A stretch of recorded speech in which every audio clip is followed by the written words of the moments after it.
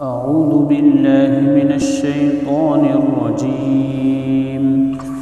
بسم الله الرحمن الرحيم. تبت يدا أبي لهب وتب ما أغنى عنه ماله وما كسب سيصلى نارا ذات لهب وامرأته حمالة الحطب في جيدها حبل من مسد.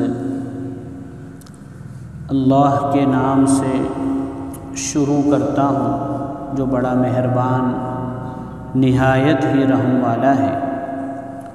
تبت یدا ابی لہب، ابو لہب کے دونوں ہاتھ ہلاک ہو جاوے، برباد ہو جاوے. یہ گویا ایک بد دعا جیسا جملہ ہے. وَتَبَّ، قرآن کہتا ہے کہ وہ ہلاک ہو گیا. ما اغنا عنہ مال، اس کے مال نے، وما کسب، اور اس کی کمائی نے اس کو کوئی فائدہ نہیں دیا. سیصلی نارا ذات لہب، وہ تھوڑی مدت کے بعد ایک بھڑکتی ہوئی آگ میں داخل ہوگا. وامرأتہ، اور اس کی بیوی بھی. حمالۃ الحطب، جو لکڑیاں اٹھا اٹھا کر لاتی ہے. فی جیدہا، جس کی گردن میں حبل من مسد، ایک مضبوط رسی ہے. یہ سورہ لہب ہے اس کا نام، چونکہ 2 مرتبہ لہب کا اس قرآن میں تذکرہ ہے، اور اس سورت کا دوسرا نام سورہ مسد ہے، کیونکہ اس سورت کا آخری لفظ مسد ہے. یہ قرآن کی جو ترتیب ہے اس میں 111 نمبر پر ہے، اور نازل ہونے کی ترتیب میں یہ 6 نمبر پر ہے، یعنی 6 نمبر پر یہ سورت نازل ہوئی. یہ سورت نازل ہونے کا سبب کیا بنا، جس کو اردو میں کہتے ہیں شان نزول، اس کا پس منظر کیا بنا؟ اللہ تعالیٰ نے قرآن کریم میں ایک آیت اتاری، وَأَنذِرْ عَشِيرَتَكَ الْأَقْرَبِينَ، کہ اے نبی جی، آپ کے جو قریبی خاندان والے ہیں ان کو باخبر کرو، ان کو سمجھاؤ، ان کو عذاب سے ڈراؤ، ان کو توحید سمجھاؤ. تو یہ اللہ نے حکم دیا. تو اس حکم پر عمل کرنے کے لیے حضور پاک صلی اللہ علیہ وسلم نے اس زمانے میں جو طریقہ تھا لوگوں کو سمجھانے کا، لوگوں کو جمع کرنے کا، اس طریقے پر عمل کیا. آپ صلی اللہ علیہ وسلم ایک پہاڑ پر تشریف لے گئے اور وہاں سے آواز لگائی، یا صباحا. اس زمانے میں جب کوئی حادثہ پیش آتا تھا اور کوئی دشمن کا لشکر حملہ کرنے والا ہوتا تھا تو جس کو پتہ ہوتا تھا وہ پہاڑ پہ جا کے اپنے قوم کو یہ آواز لگاتا. اس کے معنی او صبح، چونکہ عام طور پہ صبح سویرے حملے ہوتے تھے، بالکل آخری تہجد کے وقت میں، تو اس لیے اس وقت کے ساتھ پکارا جاتا تھا تو لوگ سمجھ جاتے تھے کہ کوئی بڑا واقعہ پیش آیا ہے. تو حضور پاک صلی اللہ علیہ وسلم نے بھی وہی طریقہ اختیار کیا.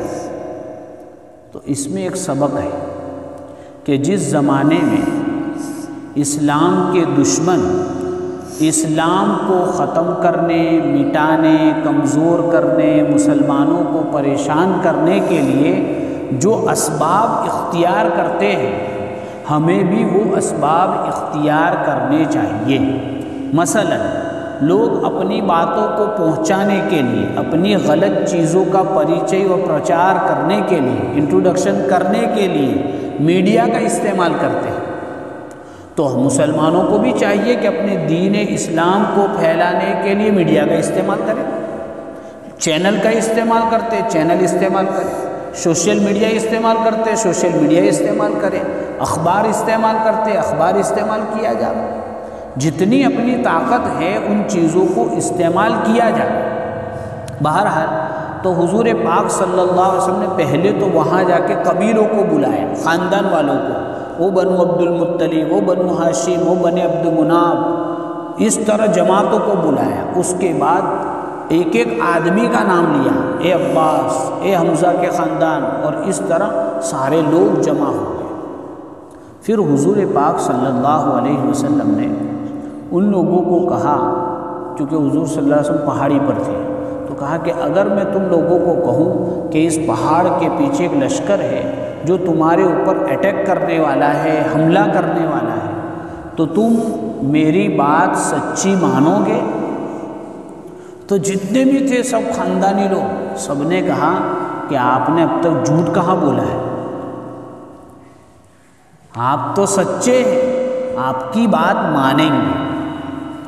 اس سے ایک اور سبق ملتا ہے ہمیں کہ حضور پاک صلی اللہ علیہ وسلم جب اپنی دعوت اور اپنے دین کا کام شروع کر رہے ہیں تو شروع کرنے سے پہلے لوگوں سے اپنی ذات کے بارے میں پوچھ رہے ہیں کہ تم مجھے کیسا سمجھتے ہو؟ تو لوگوں نے کہا آپ تو بالکل چوکھے ہیں۔ تو ہمیں بھی چاہیے کہ ہم دین کا کام کسی بھی کام میں کر رہے ہیں، جماعت کا کام، مدرسے کا کام، ریلیف، جتنی بھی، ہم کوشش یہ کریں کہ اپنے آپ کو جتنا ہو معاملات میں صاف رکھیں، اعمال میں پابند رکھیں، زبان کا سچا رکھیں، معاملات میں امانت دار رکھیں، تو اس کا ایک اثر ہوگا۔ بہرحال تو حضور پاک صلی اللہ علیہ وسلم نے کہا تو لوگوں نے کہا کہ اب تو سچے ہیں، امانت دار ہے، تاکہ میں ایسا کہتا ہوں کہ اللہ ایک ہے۔ کیا کہا؟ اللہ ایک ہے، معبود ایک ہے، خالق ایک ہے، کھلانے پلانے والی ذات ایک ہے، کرنے دھرنے والی ذات ایک ہے، اس کو مان لو، اور میں اس کا نبی ہوں، اس کو بھی مان لو۔ یہ بات کہی، لوگ عجیب باتیں سوچنے لگے کہ یہ کیا کہہ رہے ہیں۔ اور اسی درمیان ابو لہب، یہ ابو لہب کون ہے؟ تو ابو لہب حضور صلی اللہ علیہ وسلم کے چچا ہوتے ہیں۔ حضور صلی اللہ علیہ وسلم کے ابا جو عبداللہ تھے، ان کے یہ ابا شریک بھائی، ماں شریک نہیں۔ حضرت عبداللہ کی ماں الگ تھی اور ان کی ماں ابو لہب کی ماں الگ تھی۔ بہرحال حضور صلی اللہ علیہ وسلم کے کل 10 چچا تھے، اس میں یہ بھی تھی۔ تو اس کو لہب کے معنی شعلے کے ہوتے، تو یہ بھی بہت گورا گورا تھا، لال لال جیسا، تو اس لیے ابو لہب یعنی لالی والا، خوبصورتی والا، اس کا اصل نام عبد العزیٰ تھا۔ عبد العزیٰ چونکہ ایک مشرکین کا ایک بت تھا عزیٰ، تو عبد العزیٰ یعنی اس کا بندہ۔ لیکن قرآن میں اس کا نام نہیں لیا، نام اس لیے نہیں لیا کہ اس میں تو ایک شرک کی بو آتی ہے، اور قرآن کی کتاب تو شرک کو ختم کرنے آئی ہے، اس لیے اس کا نام نہ لے کے ابو لہب کا نام لیا گیا۔ اب یہ ابو لہب نے اس وقت کیا کہا؟ تبّن لک لہذا جماعتنا، کہ تمہارا ناس ہو، کس کو کہہ رہا ہے؟ حضرت محمد صلی اللہ علیہ وسلم کو کہہ رہا ہے کہ تمہارا ناس ہو، تمہارے ہاتھ ٹوٹے، کیا تم نے اسی واسطے ہمیں جمع کیا تھا؟ ہم تو یہ سمجھ رہے تھے کہ کوئی بڑا لشکر ہوگا، کوئی خطرہ ہوگا۔ تو جو ابو لہب کی سوچ تھی نا، اللہ معاف کرے، ہم میں سے بہت ساروں کی ایسی سوچ ہے، چونکہ ہم اس دینی خطرے کو خطرہ ہی نہیں سمجھتے۔ ابو لہب کیا کہہ رہا ہے کہ ہم تو یہ سمجھ رہے کوئی لشکر آ کے ہماری بستی برباد کر دیں گے، ہمیں برباد کر دیں گے۔ اور حضور صلی اللہ علیہ وسلم بھی تو خطرے سے ہی آگاہ کر رہے تھے کہ اگر دین کو نہیں مانا تو تمہاری آخرت بھی اجڑے گی، دنیا بھی اجڑے گی۔ اللہ کرے یہ نقصان ہمیں بھی سمجھ میں آ جاوے جب تک یہ آنکھیں کھلی ہیں۔ تو بہرحال اس نے یہ بد دعا دی اور ایک پتھر مارا۔ ایک صحابی کہتے ہیں اس پتھر مارنے کی وجہ سے آپ صلی اللہ علیہ وسلم کی ایڑی زخمی ہوئی۔ یہاں پر بس نہیں ہوا، پھر تو سب لوگ چلے گئے، ادھر ادھر منتشر ہو گئے، لیکن اس نے اپنا ایک مشغلہ بنا لیا۔ حضور پاک صلی اللہ علیہ وسلم اس زمانے میں حج کے موسم میں میلے لگتے تھے، عکاظ میں اور بہت سارے مارکیٹ لگتے تھے، میجنہ میں اور بہت ساری جگہ پہ بازار لگتے تھے، مینا میں وہ مارکیٹ ختم ہوتا تھا آخر میں، وہاں شعر شاعری ہوتی تھی، کاروبار ہوتا تھا۔ تو حضور صلی اللہ علیہ وسلم اس موقع کا فائدہ اٹھاتے ہوئے وہاں دعوت دینے جاتے تھے، تو یہ پیچھے پیچھے جاتا تھا، اور جہاں حضور پاک صلی اللہ علیہ وسلم دعوت دیتے تھے یہ کیا کہتا تھا، یہ تو پاگل ہو گیا ہے، دیوانہ ہو گیا ہے، اس کی بات مت مان، چچا ہو کے حضور پاک صلی اللہ علیہ وسلم کی دعوت پر پانی پھیر دیتا تھا۔ اور یہاں پر بس نہیں ہوا، بلکہ اس کے 2 بیٹے تھے، بیٹے تو 3 تھے، عتبہ، عتیبہ اور معتب۔ تو 2 بیٹے جو عتبہ اور عتیبہ تھے، حضور صلی اللہ علیہ وسلم کی 2 لڑکیاں رقیہ اور ام کلثوم، ان دونوں کا نکاح ان دونوں سے ہوا تھا، ابھی رخصتی نہیں ہوئی تھی۔ تو ابو لہب نے گھر پہ آ کے کہا اپنے بچوں کو کہ اگر تم میری اولاد ہو اور تم مجھے مانتے ہو تو محمد صلی اللہ علیہ وسلم کی دونوں لڑکیوں کو طلاق دے دو۔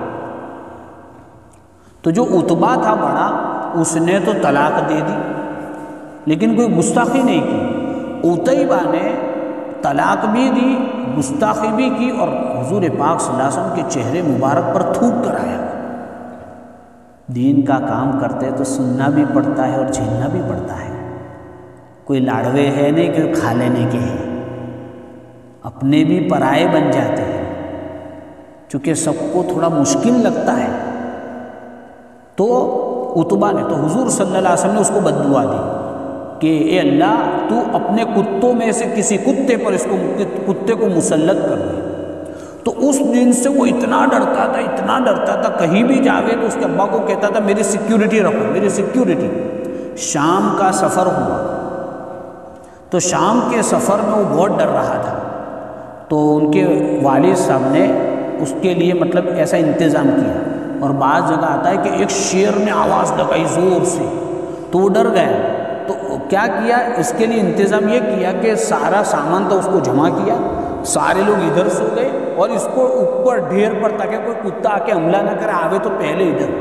اب رات کو شیر آیا اور سب کو سونگا، اور پھر اس نے چھلانگ لگائی اور اس کو مار ڈالا، گردن ہی الگ کر دی۔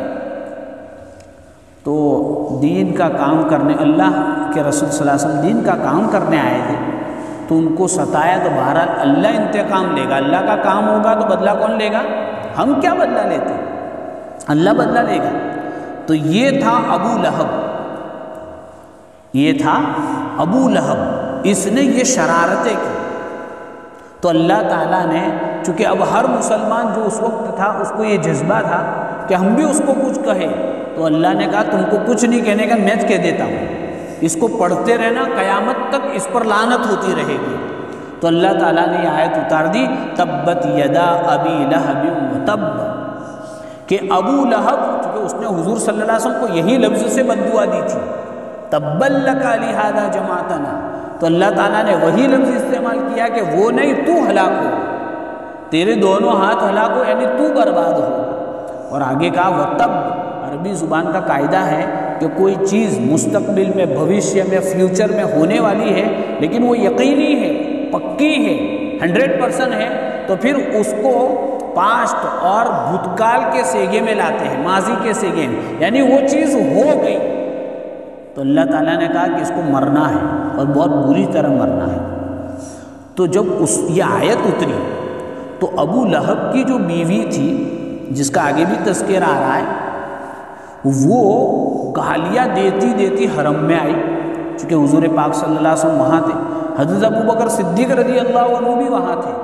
تو حضرت ابو بکر صدیق نے کہا کہ حضور وہ آ رہی ہے اور بکتی بکتی آ رہی ہے، تم یہاں سے ہٹ جاؤ، نہ جانے وہ کیا کیا گستاخی کرے گی، تاکہ اس کو میں دیکھوں گا نہیں۔ یہ اللہ کی طرف سے تھا، اللہ کا کام کریں گے تو مدد بھی کون کرے گا؟ اللہ ہی کریں گے، حفاظت کون کرے گا؟ اللہ ہی کریں گے۔ تو وہ آئی تو حضرت ابو بکر کو پوچھ رہی ہے کہ تیرا ساتھی کہاں ہے، وہ ایسی ایسی صورتیں پڑھتا ہے، ہمیں بد دعائیں دیتا ہے۔ تو وہ بکر چلی گئی۔ بہرحال اس کے بعد تو جب یہ صورت نازل ہوئی تو وہ ابو لہب کیا کہتا تھا کہ جب میرے پر حالات آئیں گے تو میرے پاس تو بہت مال ہے اور بہت اولاد ہے، اس سے میں اللہ کے عذاب سے بچ جاؤں گا۔ تو اللہ نے یہ اتارا، ما اغنا عنہ مالہ وما کسب، کہ اس کے مال نے اور جو کچھ اس کی کمائی تھی، چاہے وہ اولاد ہو یا کچھ بھی ہو، اس کو کوئی فائدہ نہیں دیا۔ اور کیا ہوا؟ بدر میں تو یہ گیا نہیں تھا، اس کو ڈر لگ رہا تھا، تو اس نے ابو جہل کے بھائی کے اس پر قرضے تھے 4000 روپے کا، تاکہ تو پیسے دے ورنہ تو میری جگہ پہ وہاں میدان میں جا۔ تو بہرحال اس کو پیسے دے دلا کے وہاں بھیجا، اور وہ بدر میں گیا نہیں اب، لیکن بدر کے بعد 7-8 دن ہوئے تھے کہ اس کو ایک بیماری لگ گئی۔ بلکہ بیماری کیا کہ حضرت عباس کی جو بیوی تھی ان کا ایک غلام تھا، تو اس کو مارنے کی اس نے پلاننگ کی، تو ان کے لوگوں نے ایک ڈنڈا لے کر اس کو مارا تو اس کو زہریلا زخم ہو گیا، جیسے چیچک اور طاعون پلیگ جیسی بیماری اس کو لگ گئی۔ تو اس کو تھوڑا سڑن ہوا تو اس کے بیٹوں نے اس کو ایک روم تھا، کوٹری تھی، اس میں رکھ دیا، اس کو کوئی تھوڑے دن میں مر گیا، اور بدبو آئی تو لوگوں نے کہا کہ تم کو شرم نہیں آتی کہ تیرا ابا مر گئے؟ تو پھر ایک حبشی غلام کیا، اور اس کے ذریعے ایک روایت میں تو ایسا آتا ہے کہ لوگوں نے اس کو اتنے پتھر مارے مرنے کے بعد کہ پتھر میں چھپ گیا، وہی قبر بن گئی۔ اور ایک بات یہ آتی ہے کہ اس کو ایک کھڈا کھودا اور لکڑی سے دھکا مار دیا اور اسی میں دفن کر دیا، تو یہ خود ہی مر گیا مردود میں فاتحہ درود۔ سیصلی نارا ذات لہب، کہ یہ بھڑکتی ہوئی آگ میں اندر داخل ہو گیا۔ اب باری ہے اس کی بیوی کی، وامرأۃ، اس کی بیوی بھی بہت شریر تھی، بدماش تھی۔ تو بیوی ایسی ہوتی ہے تو کبھی مرد کو بگاڑ دیتی ہے، اور مرد خراب ہوتا ہے تو کبھی بیوی کو بگاڑ دیتا ہے، اور کبھی اچھی ملتی ہے تو اچھا ہو جاتا ہے، اس لیے بیوی نیک لانی چاہیے۔ تو اس کا کام کیا تھا کہ حمالۃ الحطب، یہ لکڑیاں لاتی تھی۔ اس کے کئی مطلب، ایک مطلب تو یہ لکھا ہے یہ جنگل میں سے لکڑیاں لاتی تھی، اور اس میں کانٹے والی جو لکڑی تھی حضور صلی اللہ علیہ وسلم کے راستے میں رات کو بچھا دیتی تھی، تو اللہ نے اس کا تذکرہ کیا۔ بعض حضرات کہتے ہیں کہ ان کے پاس پیسے بہت تھے، لیکن اب لکڑیاں تو کسی غلام باندی کو بھیجے تو بھی کوئی لیا آئے، لیکن کنجوس تھی تو خود لکڑیاں کاٹنے جاتی تھی، اس لیے اس کا تذکرہ کیا۔ بعض حضرات نے یہ کہا کہ اصل میں اس کی عادت تھی چغلی کرنے کی، چغلی یعنی ادھر کی ادھر لگانا، ادھر کی ادھر لگانا، تو اس کو ہمارے سماج میں بھی کہتے ہیں کہ یہ تو بہت چھڑکتا ہے، زخم پہ پیٹرول ڈالتے ہیں، ایسا بولتے ہیں، ہم بھی بولتے ہیں۔ تو چونکہ وہ پیٹرول تو حمالۃ الحطب، تو یہ بھی پیٹرول ڈالتی تھی، ادھر کا ادھر اور ادھر کا ادھر، آگ لگایا کرتی تھی، چغلیاں کرتی تھی، تو یہ بھی بری چیز ہے۔ اور بعض نے کہا کہ آخرت میں اس کو جہنم کی آگ میں جلایا جائے گا، اس لیے یہ لفظ ذکر کیا گیا۔ اس کا نام اروا تھا، اور یہ ابو سفیان کی بہن تھی، تو یہ بھی بہت شریر تھی، بدماش تھی۔ تو اللہ نے کہا کہ اس کی بیوی بھی ایسا کام کرتی تھی۔ تو اس کی بیوی کیسے مری؟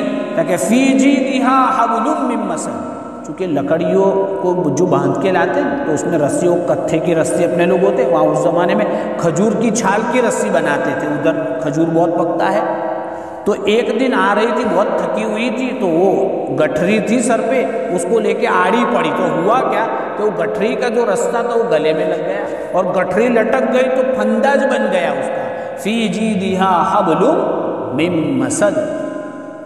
تو اللہ کے دین کے کام کرنے والوں کو جو ستاتے ہیں تو اللہ اپنا انتقام لیتا ہے کہ نہیں؟ لیکن اب ہمیں 2-3 سبق لینے ہیں، چونکہ ہم تو قرآن قصہ سننے کے لیے تھوڑی بیٹھے، قرآن سے سبق لینے بیٹھے ہیں کہ میرے آپ کے لیے کیا سبق ہے۔ پہلا ایک سبق تو اخلاق کا ہے کہ دیکھو انہوں نے کتنا ستایا، لیکن جب مکہ فتح ہوا تو حضور صلی اللہ علیہ وسلم نے حضرت عباس جو حضور صلی اللہ علیہ وسلم کے چچا تھے کہا کہ تم اپنے بھتیجوں کو کیوں نہیں لاتے؟ اور بھتیجوں سے مراد ابو لہب کے بیٹے تھے، اور آپ کو معلوم ہے کہ وہ اتیبہ تو مر گیا تھا، اتبا باقی تھا اور معتب باقی تھا، تو حضرت عباس دونوں کو لائے، اور حضور صلی اللہ علیہ وسلم نے فرمایا کہ ان کو تو میں نے اللہ سے مانگ لیا ہے، جنہوں نے آپ کی بیٹیوں کو طلاق دی، کسی کی بیٹی کو طلاق ہو جاوے تو وہ اپنے ایسے جمائی کو کبھی آنکھ بھر کے دیکھے گا؟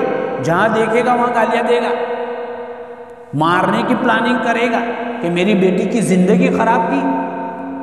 لیکن حضور صلی اللہ علیہ وسلم ایسا کہہ رہے حضرت عباس کو کہ ان کو تو میں نے اللہ سے مانگ لیا ہے. تو یہ جذبہ ہمارا بھی ہونا چاہیے. ہمیں کوئی ستا رہا ہے لیکن ہم دین کی بنیاد پر کیا کریں گے؟ معاف کر دیں گے. یہ تو ایک واقعہ نہیں، کئی واقعات. حضرت حمزہ کو وحشی نے کیسا مارا تھا.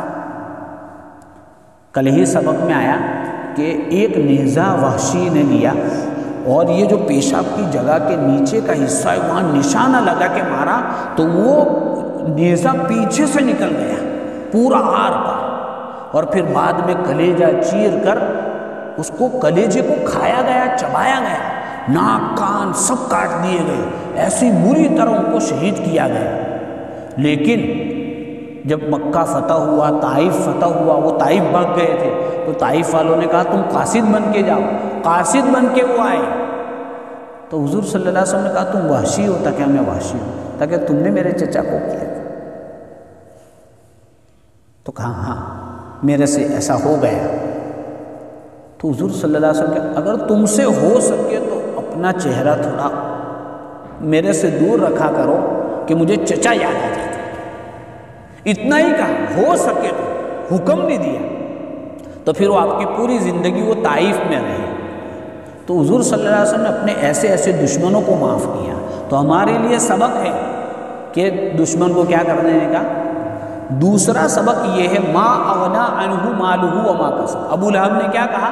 میرے پر حالات آئیں گے تو میرے پاس مال اور اولاد ہے، میں اس سے لڑوں گا اور جیت جاؤں گا اور عذاب کو دور کر دوں گا. تو یہ نشہ تو ہر مالدار کو ہوتا ہے. تو ابو لہب کو مالداری کی وجہ سے بھیجے میں دین نہیں آیا. تو اگر ہمارے پاس بھی پیسے ہو، مالداری ہو، اور ہمیں ایسا لگے کہ ہم دین سے تھوڑے دور ہو رہے ہیں تو پرابلم یہ ہے کہ یہ مال اور اولاد کا نشہ ہے، تو اسے ہمیں جلدی اتار دینا چاہیے تاکہ دین جلدی سمجھ میں آ جائے. ورنہ وہ رکاوٹ بن جائے گا اور حالات آئیں گے تو مال اور دولت کوئی کام نہیں دے گی. اور تیسرا بہت اہم سبق یہ ہے کہ اگر ہم حق پر ہیں، دوسرا ناحق ہے اور وہ ہمیں ستا رہا ہے تو ہمیں بدلہ لینے کی ضرورت نہیں ہے. تھوڑے دنوں میں اللہ اس کو سبق سکھا دے گا. جیسے حضور صلی اللہ علیہ وسلم حق پر تھے، وہ سب ناحق تھے اور کیسا ستایا، کہیں چین نہیں دیا، لیکن اللہ نے ایک ایک کو چن چن کر مارا نہیں، چھوڑا ایک کو بھی، اور کیسی بری موت مرے. تو اللہ تو اس دن بھی وہی تھا اور آج بھی اللہ نہیں بدلا. اللہ وہی ہے. ہم بدل گئے ہیں تو ہم تھوڑے اور بدلے، یعنی بدلنا یعنی قرآن کے مطابق ہم اپنی زندگیوں کو، اپنے اخلاق کو درست کریں. اللہ تعالی ہمیں قرآن کی سمجھ عطا فرماوے اور قرآن سے ہمیں یہ جو سبق، پیغام اور میسج ملتے ہیں اس کو دوسروں تک پھیلانے کی اور خود بھی عمل کرنے کی توفیق عطا فرماوے. وآخر دعوانا الحمد للہ رب العالمین. سبحان اللہ وبحمدہ، سبحانک اللہم وبحمدک، ونشہد ان لا الہ الا انت نستغفرک ونتوب الیک.